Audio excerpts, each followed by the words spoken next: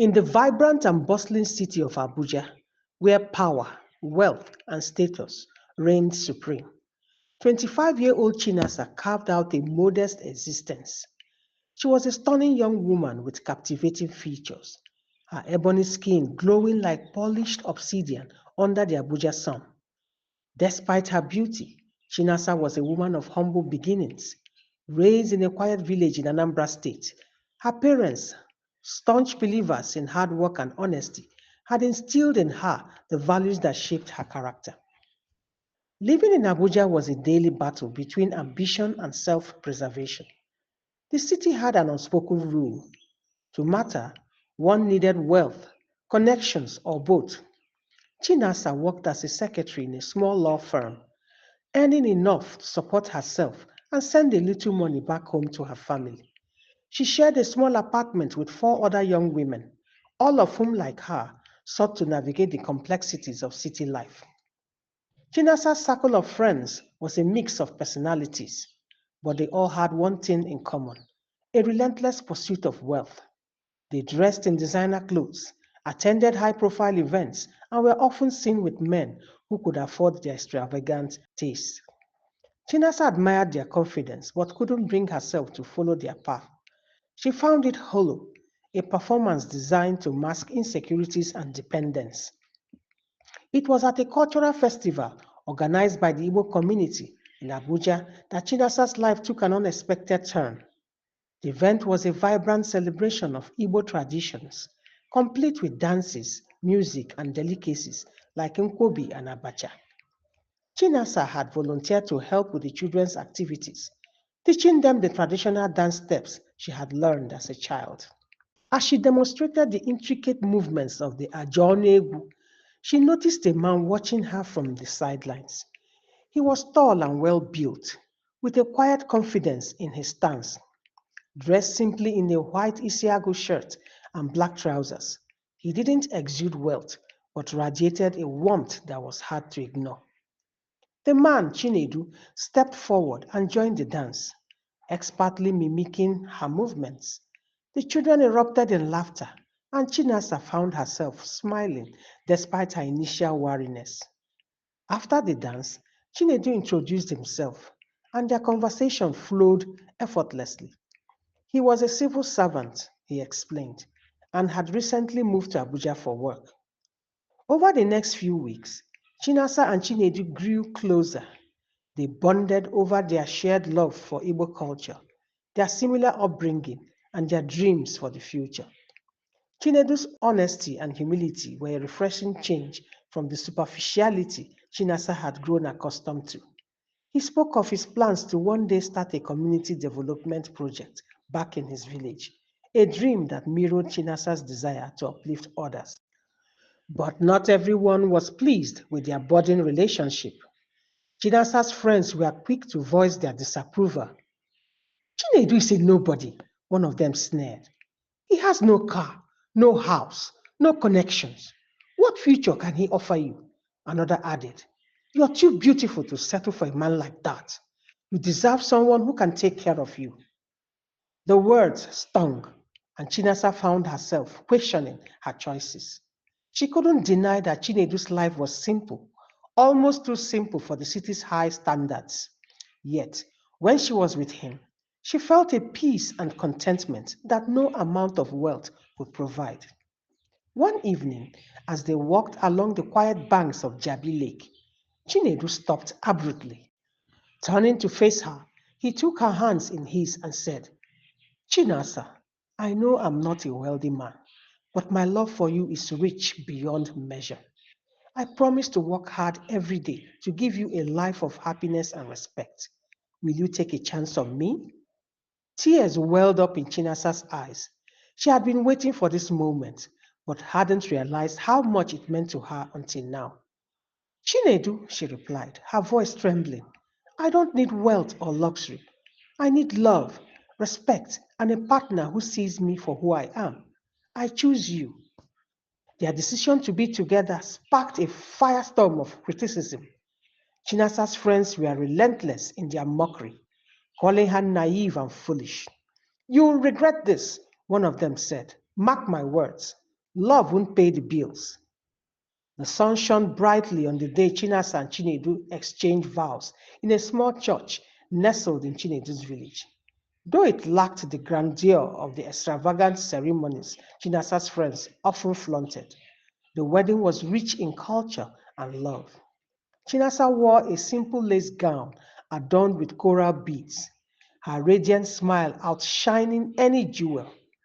Chinedu, proud and confident, wore a traditional Isiago shirt paired with a red cap that marked him as a true son of the Igbo land. Family and friends gathered to celebrate their union, dancing to the rhythmic beats of Udu drums and melodious Ogene songs. Chinasa's parents, though initially worried about their choice, were deeply moved by Chinedu's humility and determination. They gave their blessings, praying fervently for the young couple's success. After the celebrations ended, reality quickly set in. Life as newlyweds was far from easy. They moved into a cramped one-bedroom apartment in one of Abuja's less affluent neighborhoods. The apartment was modest, with peeling walls and an unreliable water supply. But it was all they could afford. Chinedu's civil servant salary barely stretched to cover rent, feeding, and other essentials. At first, Chinasa tried to make the best of their situation. She kept the house tidy and welcoming, decorating it with handcrafted items to give it a touch of warmth. But as the months rolled by, the challenges of their financial situation became glaring. Grocery shopping became a balancing act of choosing necessities over indulgences. When Chinasa discovered she was pregnant, joy and anxiety mingled in equal measure. Chinedu was overjoyed but worried about how they would provide for the baby. The news heightened Chinasa's resolve. We will manage, she assured him, hiding her own fears. She began taking on more orders for her handcrafted jewelry, often working late into the night. As her pregnancy progressed, her friends returned with their taunts. Look at you, one sneered during an unexpected visit. Pregnant and stuck in this shoebox of an apartment. Is this the life you dreamed of? Chinasa's heart ached at their cruelty, but she held her head high. This is my choice, she replied firmly, and I have no regrets. When their baby, a boy they named Kamsi, meaning just as I asked from God, was born, the couple experienced a brief respite of happiness. But soon the weight of their responsibilities bore down on them. Hospital bills, diapers, and baby food stretched their finances to the limit. Chinedu began working overtime, often leaving home before sunrise and returning long after sunset. Their biggest challenge came when their landlord increased the rent without warning. The amount was far beyond what they could afford, and eviction loomed over them like a dark cloud. Desperate, Chinasa turned to God, spending nights on her knees in prayer. She found solace in her faith, believing that God would provide a way out. One day, during her morning devotion, a verse from the Bible struck her deeply. Do not despise these small beginnings, for the Lord rejoices to see the work begin, to see the plumb line in Zerubbabel's hand. Zechariah chapter 4, verse 10, NLT version. Inspired, she decided to expand her business. Using her last savings, she purchased more materials and began advertising her products online. To her surprise, orders began pouring in. Chinasa's intricate designs caught the attention of Abuja's middle class, who appreciated the cultural authenticity of her work. She partnered with a local boutique to sell her jewelry, and within months, her business tripled in size. With the extra income, they managed to pay the rent and avoid eviction. But life was far from smooth. Kamsi fell ill with a severe fever, and the hospital bills nearly drained their savings again. Chinedu felt the weight of failure pressing down on him. I should be able to provide more for us, he lamented one night, his voice heavy with guilt. Chinasa placed her hand on his shoulder. We're in this together, she said softly. God has brought us this far, and He won't abandon us now. Her faith became a pillar of strength for their family. She encouraged Chinedu to apply for a government program that provided funding for small scale community projects. Initially hesitant, Chinedu eventually submitted his proposal for a youth mentorship program aimed at teaching young people vocational skills. To their astonishment, his proposal was accepted. The funding allowed him to start the program, and soon Chinedu became a respected figure in their community. He mentored dozens of youths, helping them build skills that transformed their lives. Their second child, a girl named Adaeze, brought joy and new challenges. School fees, medical expenses, and family dependence back in their village became recurring struggles. Yet, Chinasa's unwavering determination kept them afloat. She introduced a new line of jewelry inspired by Igbo folklore, which became an instant hit. But just as things seemed to stabilize, tragedy struck. A fire broke out in the boutique where Chinasa sold her products, destroying a significant portion of her inventory.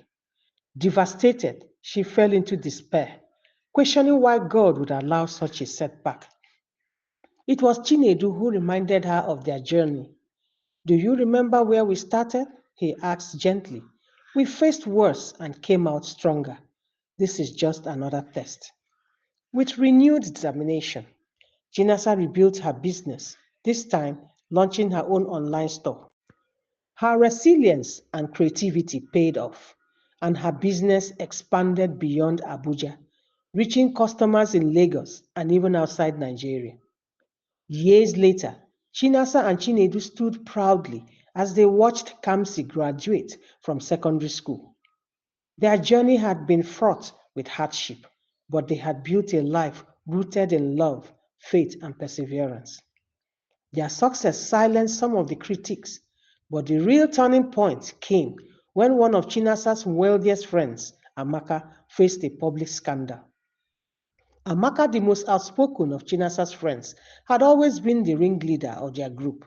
She prided herself on her connections to Abuja's elite, boasting about the wealthy politicians and businessmen who showered her with gifts. Her life was a parade of expensive vacations, designer clothes, and exclusive parties. She often sneered at Chinasa's modest choices, saying, why settle for a man who can't even buy you a proper house when there are men out there willing to give you the world? Amaka's lavish lifestyle came crashing down when her relationship with a powerful politician was exposed in a public scandal. The politician's wife, a woman known for her influence, orchestrated a campaign to discredit Amaka, ensuring she was blacklisted from every social circle she once dominated. The apartments, cars, and jewelry that Amaka had proudly flaunted were repossessed, leaving her with nothing but her pride. Desperate and alone, Amaka reached out to Chinasa, swallowing her pride to ask for help. Chinasa, though hurt by Amaka's past behavior, chose to extend a hand of compassion. She gave Amaka a place to stay temporarily and encouraged her to rebuild her life. With Chinasa's guidance, Amaka started a small catering business, leveraging her excellent cooking skills. Over time, she learned the value of hard work and humility, though the scars of her fall remained a reminder of her choices. Ngozi was the most glamorous of Chinasa's friends, always impeccably dressed in the latest fashions. She had married a wealthy businessman in a grand ceremony that left people talking for months. To the outside world, Ngozi had it all: a sprawling mansion, luxury cars, and a husband who could afford anything she desired. She was the one who had laughed the hardest at Chinasa's decision to marry Chinedu. You see, she had said, marriage without money is like a fire without fuel. It will burn out quickly. But beneath the surface of Ngozi's perfect life lay a deep emptiness. Her husband was rarely home. traveling constantly for business and spending more time with his mistresses than with her. The loneliness gnawed at her, and no amount of material wealth could fill the void. She envied Chinasa's simple yet joyful life, the genuine partnership she shared with Chinedu, and the laughter that filled their modest home. Ngozi tried to reach out to her husband to salvage their marriage, but his indifference was unshakable. Feeling trapped and isolated, she began attending therapy, where she slowly started to confront her choices. Eventually, she found solace in volunteering at a local orphanage, where she discovered a sense of purpose beyond wealth. Though she still lived in luxury, she learned that true happiness couldn't be bought. Ijeoma had been the most practical of the group, always calculating her moves to secure the best outcome. She had entered into a relationship with a wealthy expatriate who promised to take her abroad and give her a life of ease. For years, she lived in the shadow of that promise, waiting for the day it would come true. She often chided Chinasa, saying, "Why settle for less when you can aim higher? You're wasting your youth with a man who can't even promise you the world." But Ijeoma's dream life turned into a nightmare when the expatriate abruptly ended their relationship and returned to his home country without a word. Left with no job, no savings, and no backup plan, Ijeoma found herself struggling to make ends meet. She moved from one low paying job to another, her confidence shattered and her once bright future dimmed. It was Chinasa who reached out to her, offering support and encouragement. Chinasa reminded her of the resourceful woman she had once been and helped her enroll in a vocational training program. Ijeoma eventually found a job as a fashion designer, rediscovering her passion for creating clothes. Though her journey was difficult, she emerged stronger and wiser, grateful for the second chance at building a meaningful life. Ada, the quietest of the group, had always been a mystery. While the others flaunted their wealth and connections, Ada often seemed lost in thought. She had a relationship with a wealthy older man who financed her education and lifestyle, but demanded absolute control over her life. She had defended her choices to Chinasa, saying, "We do what we must do to survive. Love is a luxury I can't afford." After completing her education, Ada decided to break free from the relationship, seeking independence and a fresh start. But the years of emotional manipulation had left her unsure of who she was or what she truly wanted. She struggled to find her footing, her confidence eroded by years of compromise. Inspired by Chinasa's resilience, Ada began attending church, where she found a supportive community that helped her rediscover her identity. She started a non-profit organization dedicated to helping young women make better life choices, using her own story as a cautionary tale. Though her path was filled with challenges, Ada found peace in knowing she was finally living life on her terms. Chinasa's old friends, now humbled by their own life experiences, sought her forgiveness. "We were wrong about you," one admitted. "You've shown us that true wealth isn't in money, but in love, character, and faith." Chinasa forgave them, but chose to focus on her family and the legacy she and Chinedu were building. They became mentors to other young couples, sharing their story as a testament to what could be achieved through patience and hard work. On their 15th wedding anniversary, they hosted a celebration in their new home, a spacious house they had built together. As guests marveled at their success, Chinasa stood by Chinedu's side, reflecting on their journey. "We started with nothing," she said, her voice filled with emotion. "But with God, love, and determination, we built a life worth celebrating." Their story became a beacon of hope for others, proving that true success lies not in material wealth, but in the strength of love, faith, and perseverance. Thanks for watching. Please do remember to like and subscribe and hit the notification bell for more contents like this. And let me know your thoughts in the comment section. Bye.